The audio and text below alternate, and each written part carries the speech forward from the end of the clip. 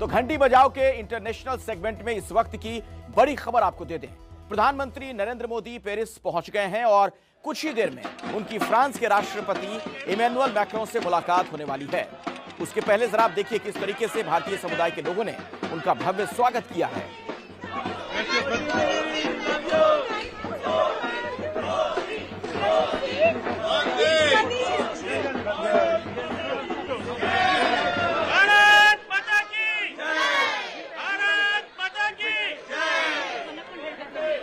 ये पेरिस की तस्वीरें आप देख रहे हैं। दरअसल प्रधानमंत्री मोदी का 3 दिवसीय यूरोप का ये दौरा जिसकी समाप्ति हो रही है और फ्रांस में वो मौजूद हैं पेरिस में। भारतीय समुदाय के लोग देखिए किस तरीके से पलकें पावड़े बिछाए उनका इंतजार कर रहे थे।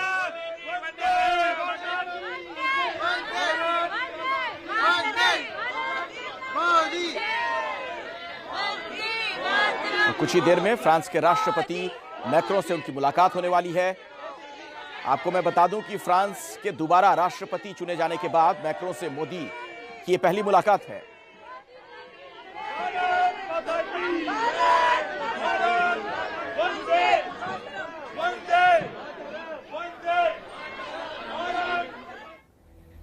इस मुलाकात पर दुनिया की नजरें हैं और क्यों महत्वपूर्ण है इसे जरा आप समझिए। मैक्रों के दोबारा राष्ट्रपति बनने के बाद ये पहली मुलाकात है दोनों राष्ट्राध्यक्षों की। रूस यूक्रेन युद्ध पर बातचीत संभव है और माना यह भी जा रहा है कि इस युद्ध की समाप्ति की दिशा में आज की मुलाकात एक बड़ी कड़ी होगी। रूस से युद्ध रोकने की अपील कर सकते हैं दोनों राष्ट्राध्यक्ष। मोदी और मैक्रों दोनों पुतिन के अच्छे दोस्त भी हैं। दोनों की कई दफे बात भी हो चुकी है रूस के राष्ट्रपति से। राफेल मरीन की खरीद पर भी बातचीत संभव है, यानी भारत के लिहाज से, सामरिक लिहाज से भी यह मुलाकात बहुत ही महत्वपूर्ण है। इसके अलावा आईएनएस विक्रांत के लिए राफेल मरीन पर बात होगी। अब यह देखना होगा कि इस बातचीत का हासिल क्या होता है। भारत में राफेल विमान के निर्माण को लेकर भी बातचीत संभव है, यानी स्वदेशी टेक्नोलॉजी पर जोर है। फाइटर प्लेन के लिए जेट इंजन के विकास में भी डील संभव है।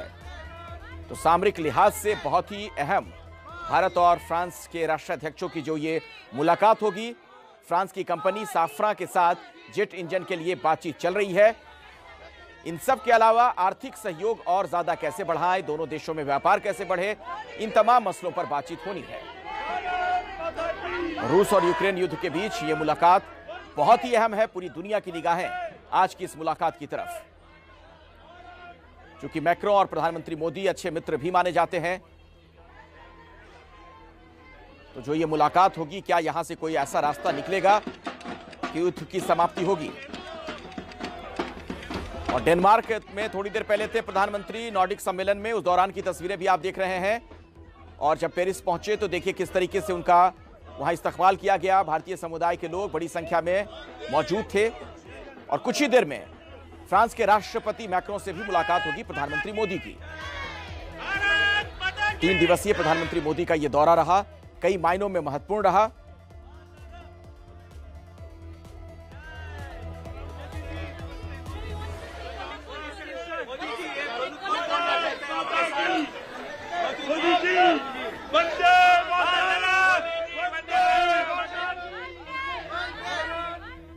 इसी मसले पर हम बातचीत करेंगे। कुछ और अहम जानकारी आपको हम देंगे। हमारे साथ प्रणय उपाध्याय हमारे सहयोगी जुड़ रहे हैं, सीधे उनके पास हम आपको लिए चलेंगे। साथ ही हमारे साथ कर्नल दानवीर भी हैं, पूनम भी हमारे साथ जुड़ गई हैं। प्रणय, आपके पास पहले मैं आना चाहूंगा और जरा ये बताइए, जो ये मुलाकात है दोनों राष्ट्राध्यक्षों की, किन मायने में आपको महत्वपूर्ण नजर आती है? चूंकि ये जो पूरा दौरा है प्रधानमंत्री मोदी का, आप लगातार साथ रहे हैं।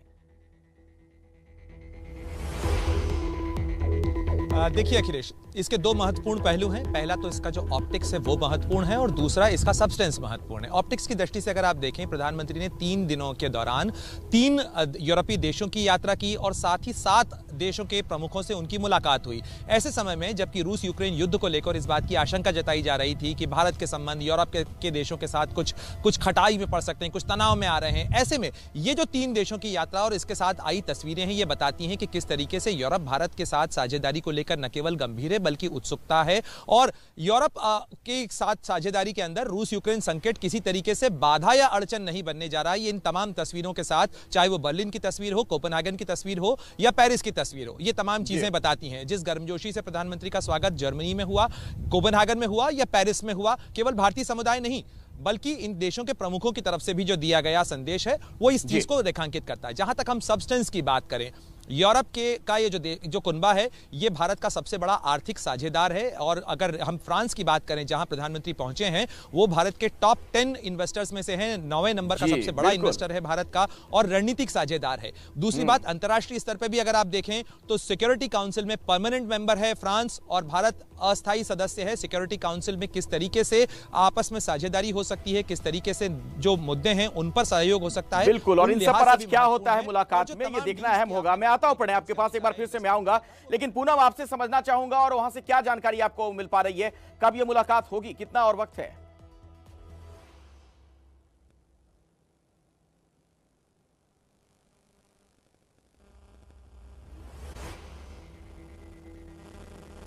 आपकी आवाज हम तक नहीं आ पा रही है पूनम, शायद आपने म्यूट किया हुआ है ऑडियो।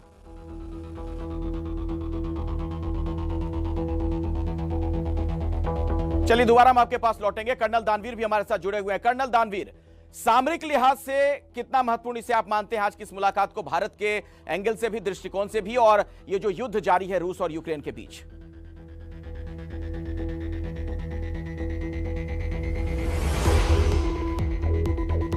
जी देखिए, आपके सवाल में दो सवाल हैं।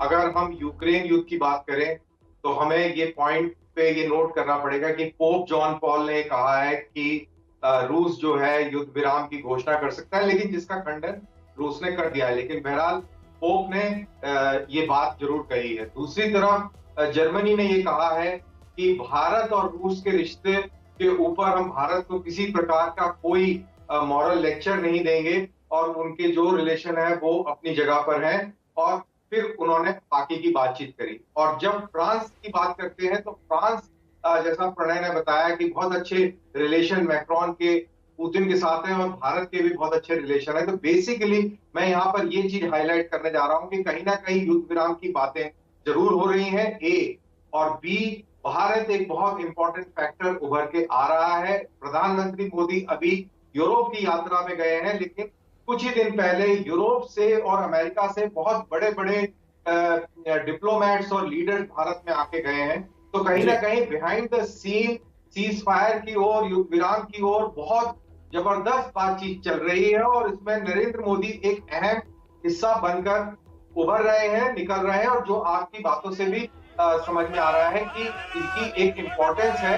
It is more than the optics, जो हमें ऑप्टिक्स दिख रहे हैं जी। और अगर हाँ जी दानवीर आप जल्दी करें। हाँ, इनकी भारत को लेकर जो कहानी है फ्रांस के अंदर की, वो सामरिक दृष्टिकोण से भारत के लिए कितना इंपॉर्टेंट है, तो वो इसलिए इंपॉर्टेंट है क्योंकि आपने वो सारी चीजें जो है उनका उल्लेख कर दिया कि चाहे वो जेट इंजन हो, चाहे वो रफाल मरीन हो, चाहे वो सबमरीन के साथ में सहयोग हो, और मोस्ट इंपॉर्टेंटली क्योंकि ये ना भूलें कि यूक्रेन का युद्ध जरूर चल रहा है, लेकिन अभी भी पूरे पश्चिमी देशों का फोकस यूक्रेन पे नहीं है, वो चाइना पर है।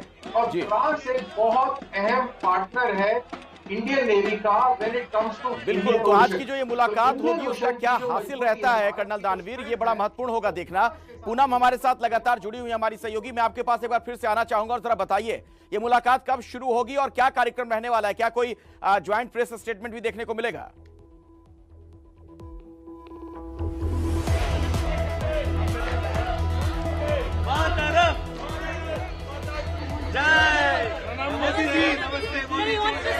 पूनम क्या आप मुझे सुन पा रही हैं? शायद उन तक आवाज मेरी नहीं पहुंच पा रही है, कोई दिक्कत आ रही है। प्रणय उपाध्याय के पास एक बार फिर से चलते हैं। प्रणय, कुछ जानकारी मिल पा रही है कि यह मुलाकात कब शुरू हो जाएगी? देखिए, जो स्थानीय समय है पेरिस के वक्त के अनुसार शाम 7 बजे जो है वो प्रधानमंत्री को पहुंचना है, यानी भारत के वक्त के अनुसार करीब 7:30 बजे जो है वो मुलाकात दोनों की शुरू होगी। और उसके बाद करीब 2.5 घंटे का ये कार्यक्रम है और जिसमें आपको बता दूं अखिलेश की 1 घंटा जो है वो दोनों नेताओं के बीच सीधी बातचीत के लिए रखा गया है, यानी उसे डिप्लोमेटिक भाषा में तैत बोलते हैं, यानी दोनों नेता आपस में एक इनफॉर्मल तरीके से बातचीत करेंगे। उसके लिए करीब 1 घंटे 55 मिनट का वक्त रखा गया है और उसके अलावा डेलीगेशन लेवल टॉक्स है, यानी एक तरीके से फुल फ्लेजेड बातचीत है दोनों देशों के बीच में ये, और ये बहुत महत्वपूर्ण हो जाती है। इसलिए भी महत्वपूर्ण हो जाती है जिस चीज़ों का तमाम विषयों का जिक्र तो हुआ ही हुआ, लेकिन इसके साथ साथ भारत के निवेश की दृष्टि से, भारत के साथ सहयोग की दृष्टि से अंतर्राष्ट्रीय स्तर पर किन किन परियोजनाओं के ऊपर भारत और फ्रांस मिलकर काम कर सकते हैं, चाहे वो क्लाइमेट चेंज या क्लीन टेक्नोलॉजीज का मामला हो या इंटरनेशनल सोलर अलायंस का मामला हो, जिसमें को प्रपोजर है फ्रांस भारत के साथ साथ। इसके अलावा रूस यूक्रेन युद्ध के मामले में जिस तरीके से राष्ट्रपति मैक्रों की भूमिका रही, और एक चीज जो महत्वपूर्ण नजर आती है इसमें, आपको ध्यान होगा अखिलेश, जब जून 2017 की बात है, जब इमानुएल मैक्रों पहली बार राष्ट्रपति चुने गए थे, तो उनके पहले जो मेहमान थे या पहले विदेशी नेता जो उनसे मिलने वाले थे वो प्रधानमंत्री मोदी थे। और दूसरी बार भी ये एक राजनीतिक संयोग कहिए या राजनीतिक टाइमिंग कहिए, प्रधानमंत्री मोदी दूसरी बार भी उनके राष्ट्रपति चुने जाने पर पहले नेता हैं जो पेरिस में उनके साथ मुलाकात के लिए उस समय पेरिस में मौजूद हैं। बिल्कुल बिल्कुल सही कह रहे हैं आप पढ़े। देखिए कर्नल दानवीर, एक और बात है, अगर प्रधानमंत्री मोदी की बात की जाए या फिर मैक्रों की बात की जाए, दोनों एक मजबूत राष्ट्राध्यक्ष हैं। एक इत्तेफाक है कि दोनों दूसरी बार चुने गए हैं, और वर्ल्ड लीडर्स की जो रैंकिंग होती है, ग्लोबल रैंकिंग, उसमें भी दोनों टॉप पर हैं। इसका मतलब यह है कि दोनों की मुलाकात के बाद जो बात सामने आएगी उस पर पूरी दुनिया की निगाहें हैं।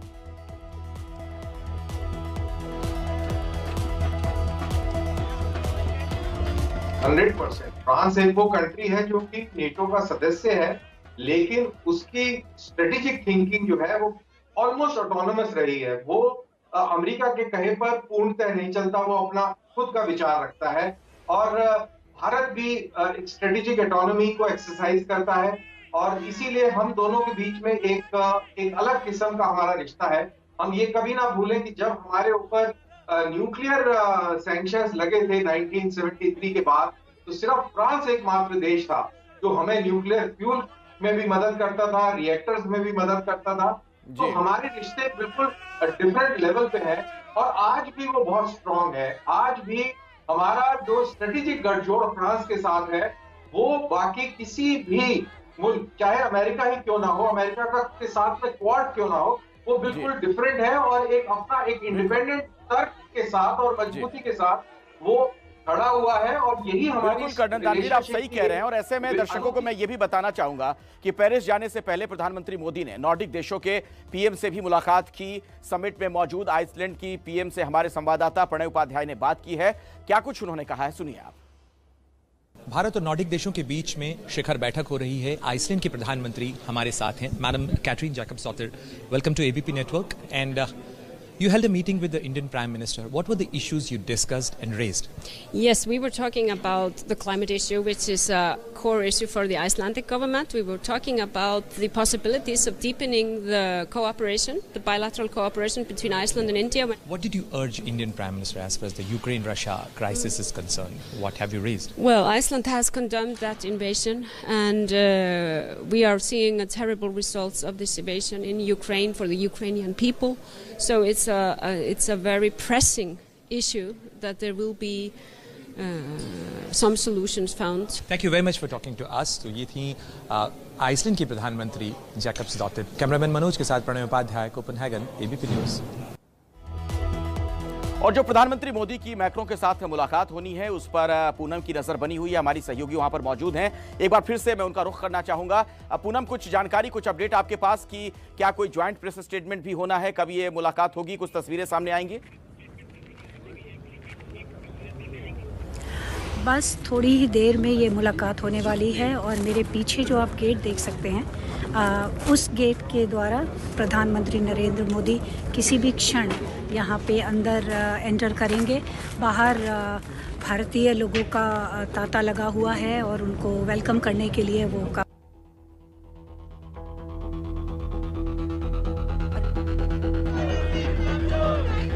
तो उनसे बातचीत नहीं हो पा रही है पूनम से। हम दोबारा कोशिश करेंगे कि आप तक वो तमाम तस्वीरें वहां से पहुंचा सकें। आपको बता दें कि कई और राष्ट्राध्यक्षों से भी उनकी मुलाकात हुई। स्वीडन की पीएम भी मौजूद थी बैठक में, उनसे बातचीत की है हमारे सहयोगी प्रणय उपाध्याय ने। आपको हम दिखाएंगे वो तस्वीरें भी, और बातचीत के दौरान क्या कुछ कहा गया वो भी आपको हम बताएंगे। स्वीडन की प्रधानमंत्री ने क्या कहा, सुनिए। हमारे साथ इस वक्त स्वीडन की प्रधानमंत्री मैग्डलेना एंडरसन हैं। Madam prime minister, welcome to ABP network. And how was your meeting with the Indian Prime Minister, and what all did you discuss? We had a very, very good meeting, and Sweden and India, we have very strong bilateral relations and had it for a long time. And we have many Swedish companies that are active in India and producing in India, make in India, and lots of Indians are employees directly or indirectly in Swedish companies. So we discussed how we can continue and deepen our cooperation between Sweden and India. Did the issue of a Ukraine-Russia crisis also came up during your discussion? Well, of course. I mean, this is a war that is affecting everyone in the world. We see it on the high prices on gasoline, and we see increasing food prices. So, I mean, this is affecting us all. And Sweden, we are a neighbor to Russia. So, of course, I was very clear on the Swedish view on this, that this is an illegal invasion of a democratic and peaceful neighbor that is a clear violation of international law. And cameraman Manoj के साथ Pranay Upadhyay, Copenhagen, ABP news. दरअसल ये प्रधानमंत्री मोदी की 3 दिवसीय जो यात्रा रही यूरोपीय देशों की, बहुत ही महत्वपूर्ण है। इसके कई हासिल माने जा रहे हैं और अभी क्या कुछ चल रहा है वो तस्वीरें भी आपको हम दिखाते हैं। पेरिस में इस वक्त मौजूद हैं प्रधानमंत्री मोदी और फ्रांस के राष्ट्रपति इमैनुअल मैक्रों से उनकी मुलाकात हो रही है। ये देखिए 3 अलग-अलग तस्वीरें। नॉर्डिक सम्मेलन में भी मौजूद थे और जब पेरिस पहुंचे प्रधानमंत्री तो भारतीय समुदाय के लोग जो वहां पर रहते हैं, देखिए किस तरह से उन्होंने प्रधानमंत्री का स्वागत किया। हाथों में तिरंगा लिए, भारतीय पोशाक में बिल्कुल नजर आए। और ये एक इत्तेफाक भी आप कह सकते हैं कि जो मैक्रो हैं और प्रधानमंत्री मोदी, भारत के प्रधानमंत्री दोनों दूसरी बार चुने गए, दोनों ही ग्लोबल लीडर के लिहाज से बात करिए तो बहुत ही मजबूत राष्ट्राध्यक्ष। ऐसे में आज की इस मुलाकात में क्या बातें सामने आती हैं उस पर सभी की निगाहें हैं, और खास तौर पर जिस तरीके का युद्ध जारी है रूस और यूक्रेन के बीच। अब देखना यह होगा कि क्या उसका भी कोई समाधान निकलेगा। हमारे साथ पूनम, हमारी सहयोगी, वहीं से जुड़ी हुई हैं। पूनम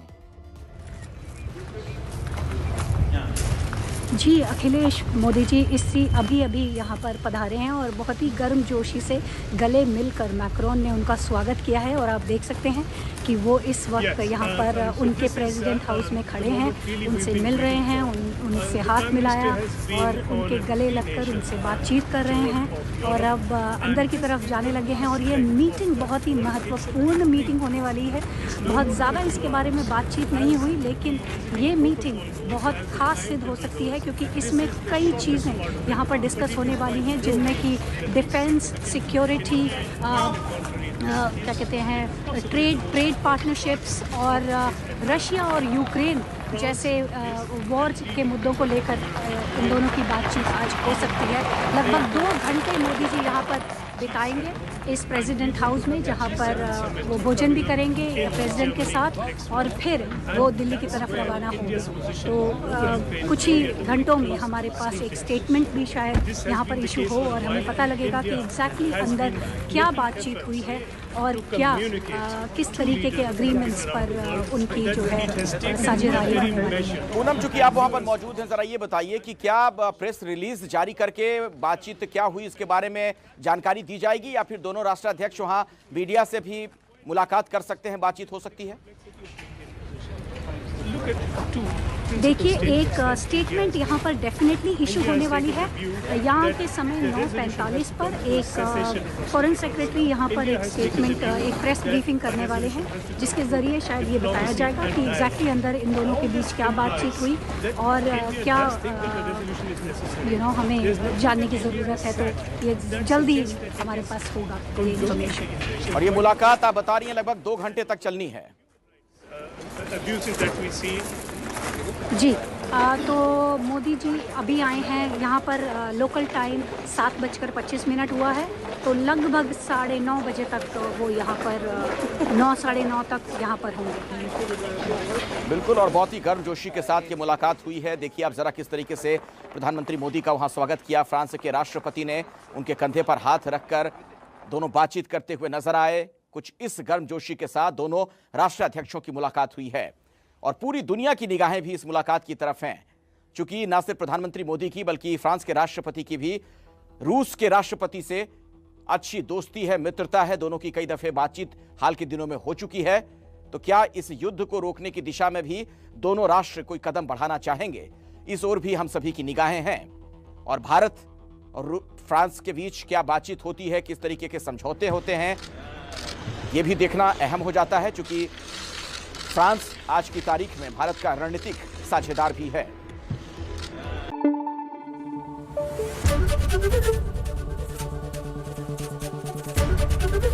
एबीपी न्यूज आपको रखे आगे।